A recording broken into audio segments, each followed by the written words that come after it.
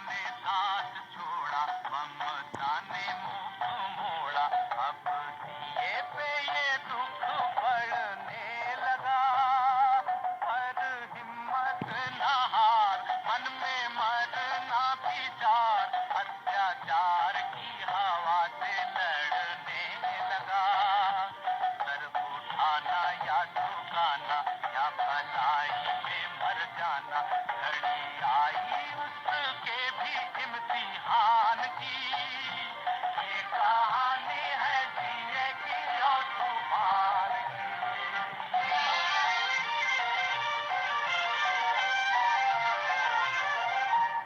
फिर ऐसी घड़ी आई, फिर ऐसी घड़ी आई, घन घोर घटा छाई, अब दिए का भी दिल लगा कांपने। बड़े जोर से तूफान आया, भरता उड़ान, उस छोटे से दिए का बल मापने। तब दिया दुखियारा, वो बेचारा बेसहारा, चला दांव पे लगाने बाजी प्राण की, बाजी प्राण की, बाजी प्राण की, बाजी प्राण की।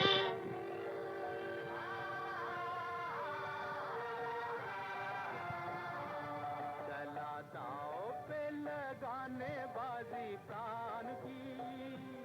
ये कहानी है दिए की और तूफान की।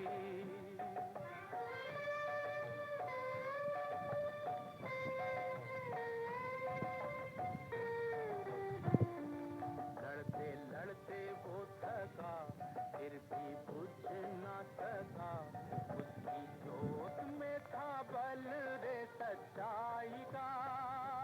चाहे था वो कमजोर, पर टूटी नहीं डोर, उसने भीड़ा था उठाया रे भलाई का। हुआ नहीं वो निराश, चले जब तक सांस, उसे आस थी प्रभु के वरदान की।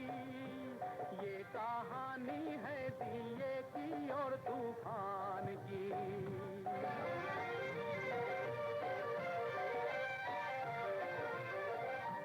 सर पटक पटक, पग झटक झटक, ना हटा पाया दिए को अपने आन से।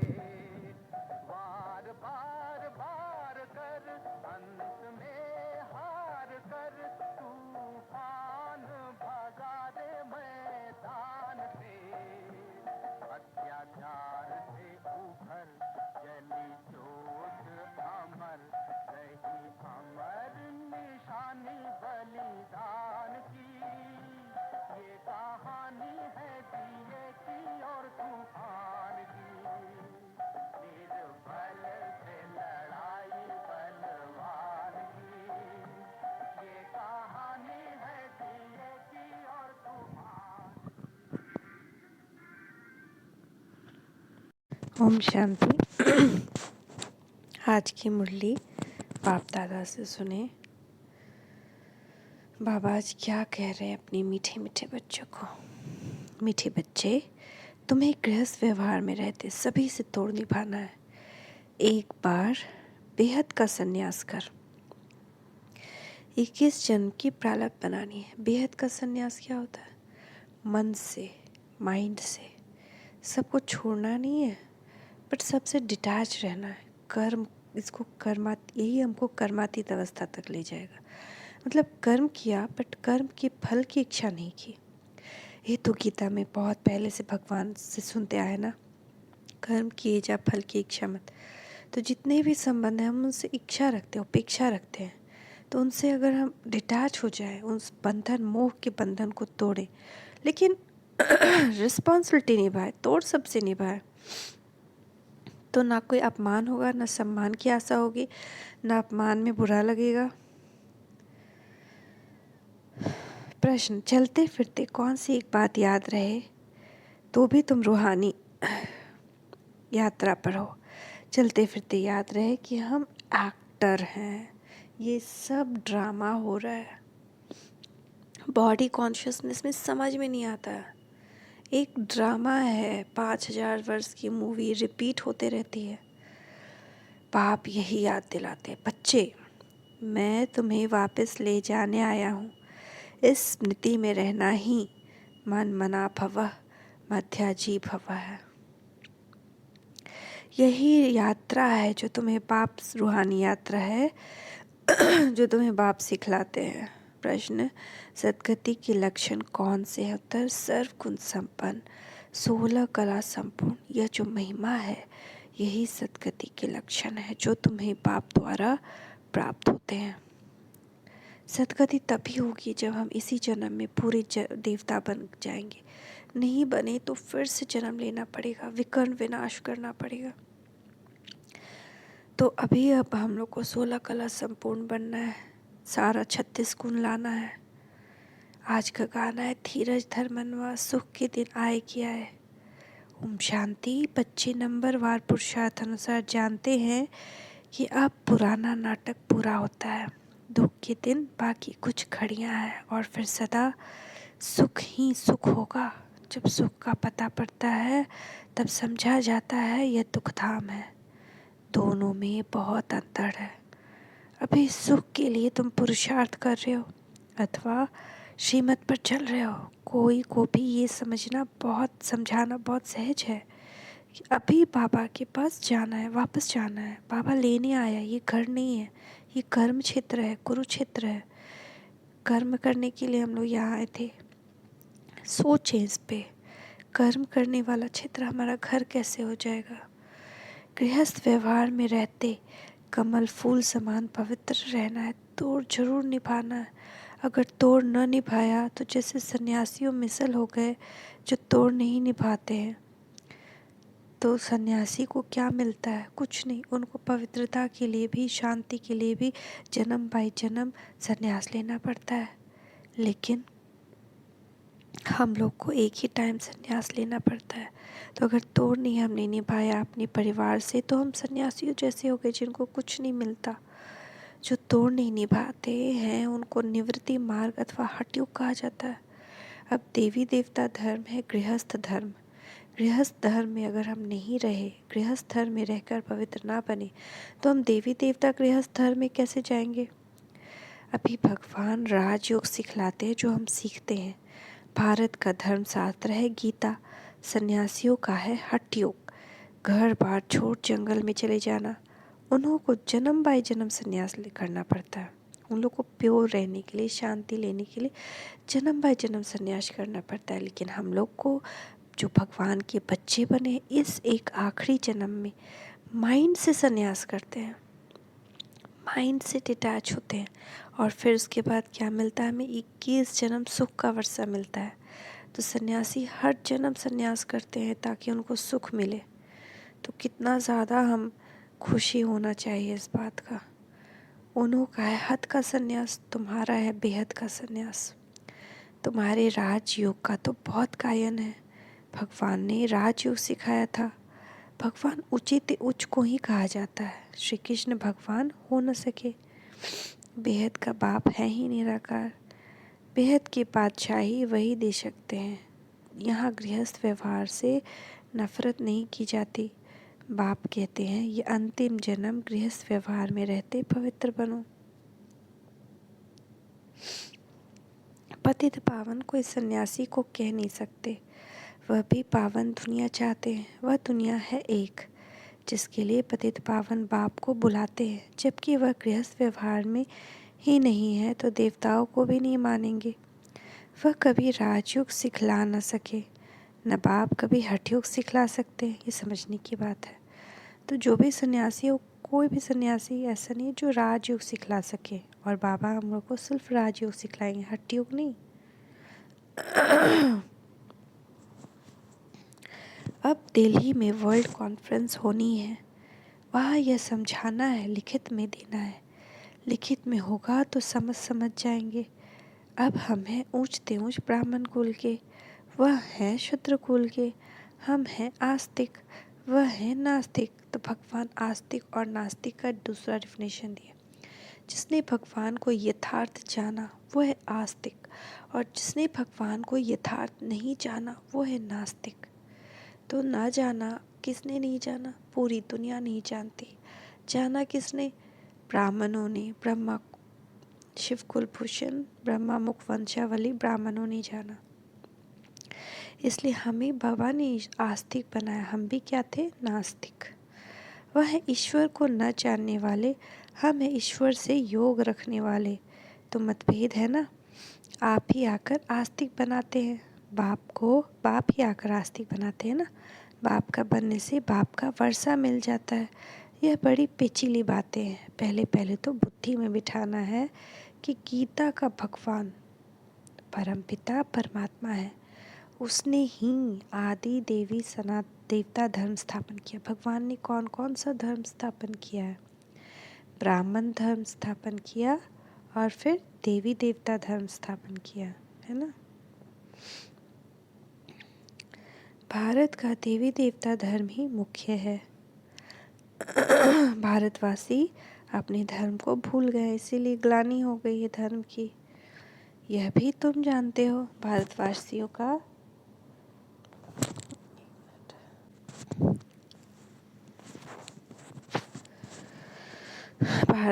को ड्रामानुसार अपना धर्म भूलना ही है। तब तो बाप आकर फिर स्थापन करे, नहीं तो बाप आए कैसे?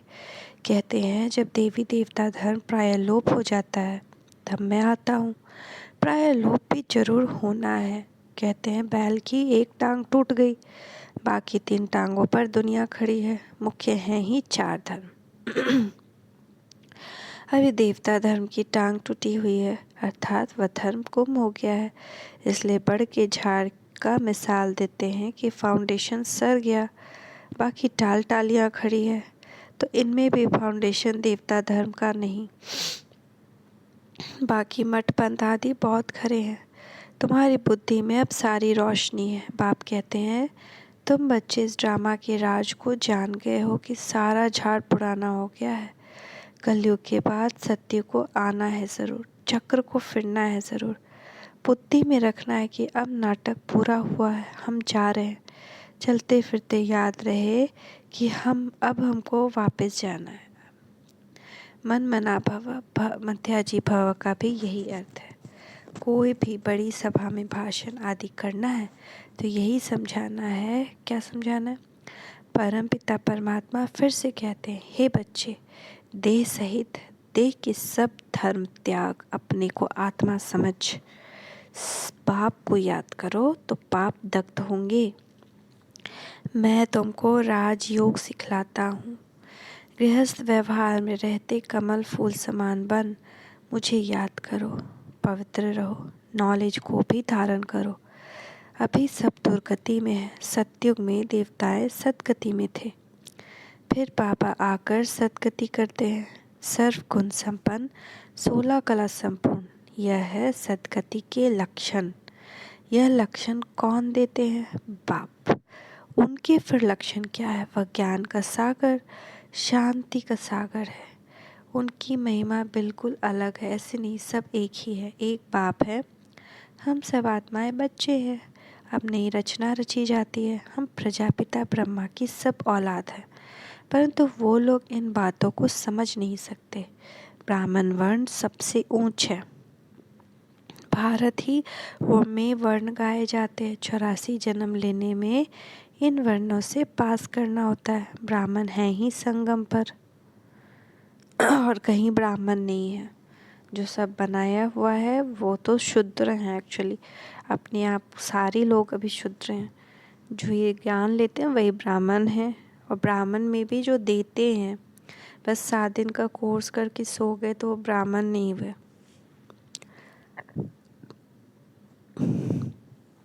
अच्छा, साइलेंस तो बहुत अच्छी है। शांति का हार तो गले में पड़ा है।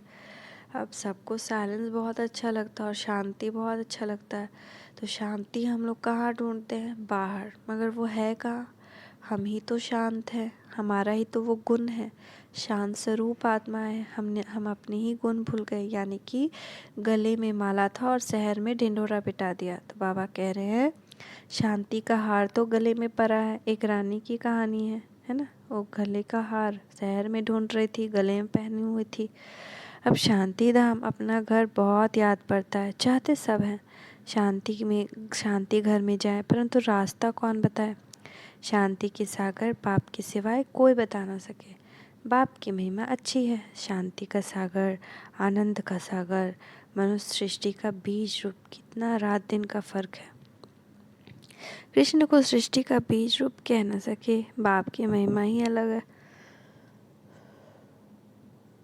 सर्वव्यापी कहने से महिमा सिद्ध नहीं होती। ऐसे भी नहीं परमात्मा बैठ अपनी पूजा करेंगे। परमात्मा सदैव पूज्य हैं, वह कभी पुजारी नहीं बनता। ऊपर से जो भी आते हैं वह पूज्य से पुजारी बनते हैं। पॉइंट्स तो बहुत देखे हैं। अब देखो आते तो कितने ढेर है, परंतु निकलते कोटों में कोई है, क्योंकि मंजिल ऊंची है। प्रजा तो ढेर बनती रहेगी, परंतु कोटों में कोई माला का दाना बनते हैं। नारद का मिसाल है ना, तो नारद का कहानी याद है ना, कि नारद लक्ष्मी को वरने गए तो बंदर का मुंह था, तो सब हंसने लगे। तो उन्होंने जब पानी में शक्ल देखी तो उनको एहसास हुआ। तो तुम बाबा हम लोग को कह रहे चेक करो अपने आप को, तुम अपनी शक्ल देखो, लक्ष्मी को वरने लायक बने हो, यानी कि स्वर्ग लोग जाने लायक बने हो। राजा तो थोड़े बनेंगे, एक राजा की ढेर प्रजा बनती है। सब तो राजा नहीं बनेगा, जो पुरुषार्थ जिसका सबसे अच्छा होगा वही राजा बनेगा, बाकी प्रजा में आएंगे। पुरुषार्थ करना चाहिए ऊंच बनने के लिए। राजाओं में भी कोई बड़ा राजा कोई छोटा। भारत में कितने राजाएं हैं, कितनी राजाएं चली आती हैं। सत्युग में भी बहुत राजाएं महाराजाएं होते हैं। महाराजाओं के फिर प्रिंस प्रिंसेस भी होते हैं, उनके पास बहुत प्रॉपर्टी होती है, राजाओं के पास कम प्रॉपर्टी होती है। अभी है प्रजा का प्रजा पर राज्य, अभी राजधानी स्थापन हो रही है। यह है श्री लक्ष्मी नारायण बनने की नॉलेज, है ना। वहाँ राजाएं भी होते हैं, महाराजाएं भी होते हैं, तो और पुरुषार्थ करेंगे तो महाराजा बनेंगे। यह है श्री लक्ष्मी नारायण बनने की नॉलेज।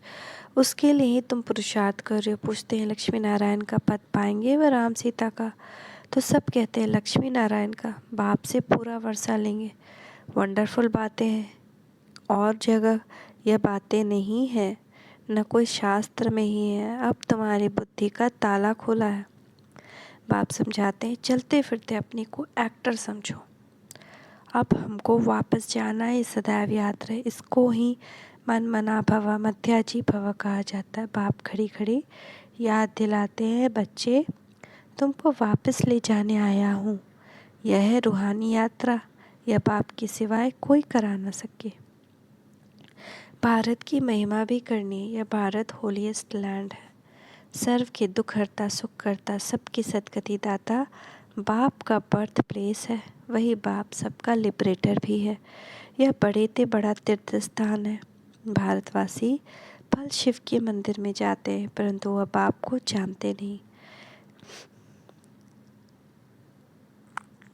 गांधी को जानते हैं, समझते हैं वह बहुत अच्छा था, इसलिए उन पर जाकर फूल चढ़ाते हैं, लाखों खर्चा करते हैं। अब इस समय उन्हों का राज्य, जो चाहे सो कर सकते। यह तो बाप बैठ गुप्त धर्म की स्थापना करते हैं। कोई नहीं जानता कि ये धर्म की स्थापना हो रही है। बताओ तो विश्वास भी नहीं करेंगे। भारत के पहले देवताओं का राज्य था। दिखाते असुरों और देवताओं में लड़ाई लगी, परंतु ऐसी बात नहीं। तो एक्चुअली इसका मीनिंग क्या है? असुर तो हम ही हैं, आसुरी वृत्ति वाले हम ही हैं। तो हमारी ही लड़ाई अपने से है, विकारों से है। तो हम खुद से ही लड़ाई करते हैं। हम असुर लड़ाई कर देवता बनते हैं, 5 विकार पर जीत पाते हैं।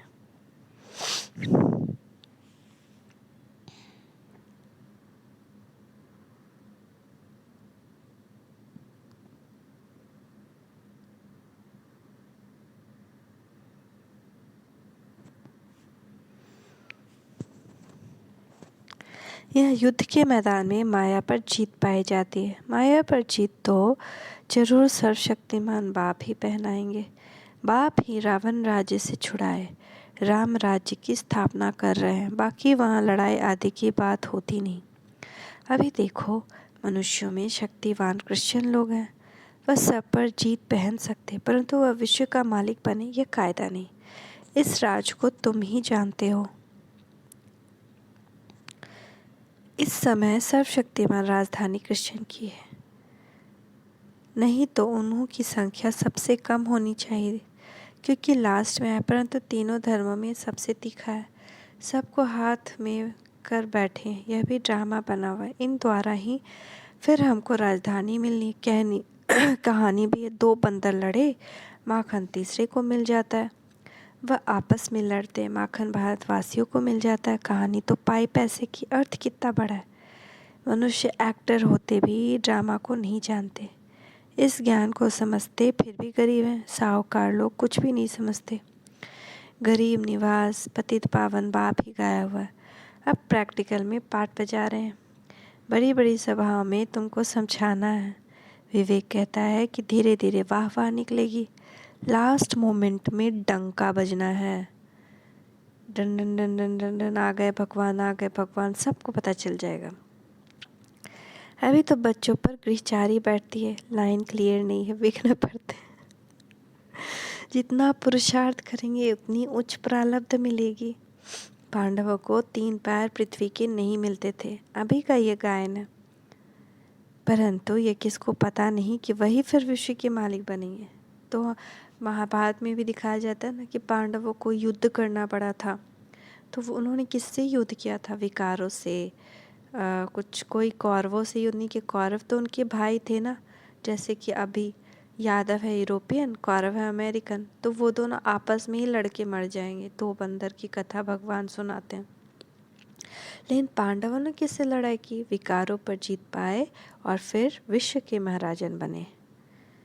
प्रैक्टिकल तुम बच्चे जानते हो, इसमें अफसोस नहीं किया जाता। कल पहले भी ऐसा हुआ था। ड्रामा के पट्टे पर खड़ा रहना है, हिलना नहीं चाहिए। अंगद के समान एक रामायण में कहानी है ना, रावण ने अंगद का पैर बहुत हिलाने की कोशिश की। सब ने हर तरह से हिलाने की कोशिश की, लेकिन कोई हिला नहीं पाया। तो बाबा कहते तुम भी अपना बुद्धि रूपी पाँव अंगद की समान अचल अडिग अडोल इस ड्रामा की पटरी पर रखो। कोई हिला ना पाए, कोई भी विकार हिला ना पाए। रावण क्या है? विकार। अब नाटक पूरा होता है, चलते हैं सुखधाम में। चलिए चलते हैं सुखधाम। पढ़ाई ऐसे पढ़ें जो उच्च पद पा लें। ऐसे पढ़ाई पढ़ो ना जो उच्च पद पाएँ। ऐसे बेकार का पढ़ने का क्या फ़ायदा? ठीक है, मान लेते प्रजा में आएंगे, तो क्यों नहीं थोड़ा और मेहनत राजा में आने का। यहाँ पे जो चीज़ विनाश हो जाने वाला है उसके लिए हम इतना मेहनत करते हैं, दिन रात पढ़ाई करते हैं, डॉक्टर बनने, इंजीनियर बनने, नौकरी पाने के लिए। जहाँ हमको 21 जन्म महाराजा महारानी का पदवी मिलने वाला, वहाँ के लिए कोई मेहनत ही नहीं करते। इसी को कहते हैं बुद्धि पे ताला लगना। अच्छा, मीठे मीठे सिक्के लदे बच्चों, रूहानी बच्चों प्रति माता पिता बाप दादा का याद प्यार गुड मॉर्निंग। रूहानी बाप की रूहानी बच्चों को नमस्ते। रूहानी बच्चों की रूहानी माता पिता बाप दादा को याद प्यार गुड मॉर्निंग। मीठे मीठे पापा नमस्ते, मीठे मीठे पापा शुक्रिया। धारणा के लिए मुख्य सार, किसी भी बात का अफसोस नहीं करना है। अपनी बुद्धि की लाइन सदा क्लियर रखनी है। गृहचारी से अपनी संभाल करनी है। गृहस्थ व्यवहार से तोड़ निभाना, नफरत नहीं करनी है। कमल फूल समान रहना है, मतलब न्यारे और प्यारे। कमल फूल कीचड़ में नहीं डूबता है, लेकिन कमल फूल सबको कितना प्यारा लगता है। आस्तिक बन सबको आस्तिक बनाना है, तो हम आस्तिक बने, बाबा को जाने। अब सबको आस्तिक बनाना है, सबको बाबा के बारे में बताना है। वरदान, बड़ी दिल रख, सेवा का प्रत्यक्ष फल निकालने वाले विश्व कल्याणकारी भव। हमको अपनी दिल बड़ी रखनी है, तो उससे क्या होगा? पूरे विश्व का कल्याण होगा। हम विश्व कल्याणकारी बन रहे हैं ना। बाबा का आज एक ये वरदान है, बड़ी दिल रखने वाले, सेवा का प्रत्यक्ष फल निकालने वाले विश्व कल्याणकारी भव।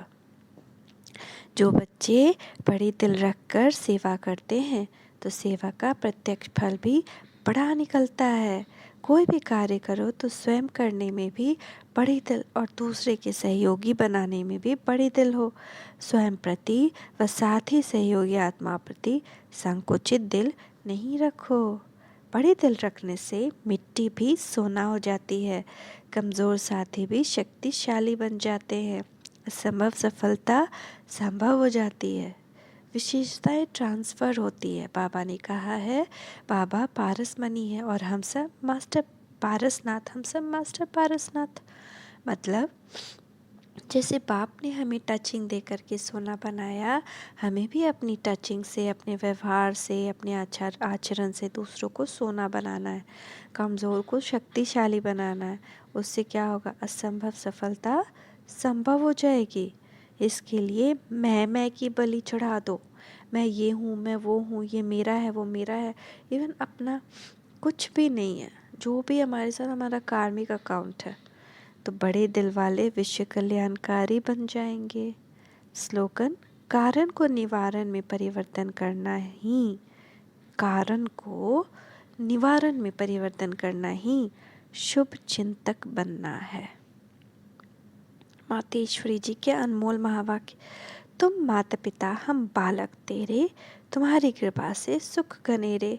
अब यह महिमा किसके लिए गाई हुई है? अवश्य परमात्मा के लिए गायन है, क्योंकि परमात्मा खुद माता पिता रूप में आए इस सृष्टि को अपार सुख देता है। जरूर परमात्मा ने कब सुख की सृष्टि बनाई है, तभी तो उनको माता पिता कहकर बुलाते हैं। परंतु मनुष्यों को यह पता ही नहीं कि सुख क्या चीज़ है।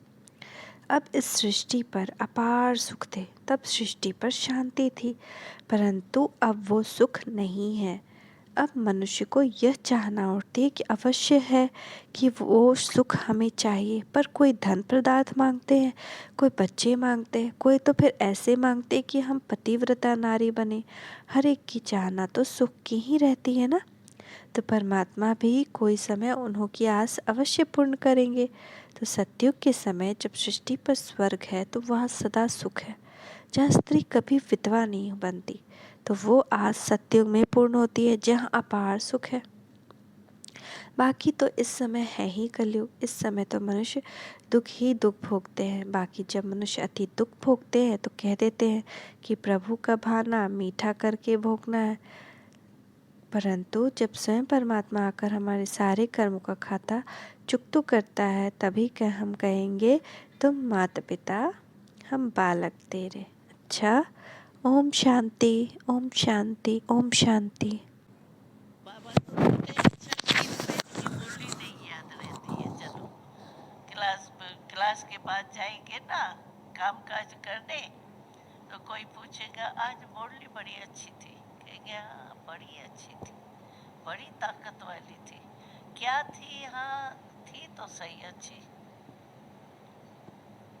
सारी याद नहीं आती है, ठीक है, 3 पेज नहीं याद आते हैं। चलो एक पॉइंट जो आपको मुरली से अच्छी लगी ना, सारे मुरली से कोई ना कोई पॉइंट ऐसी है जो टच होती है, ये बात अच्छी है। चलो वो एक पॉइंट तो याद करो, बाबा ने आज मेरे को क्या कहा, और जो कहा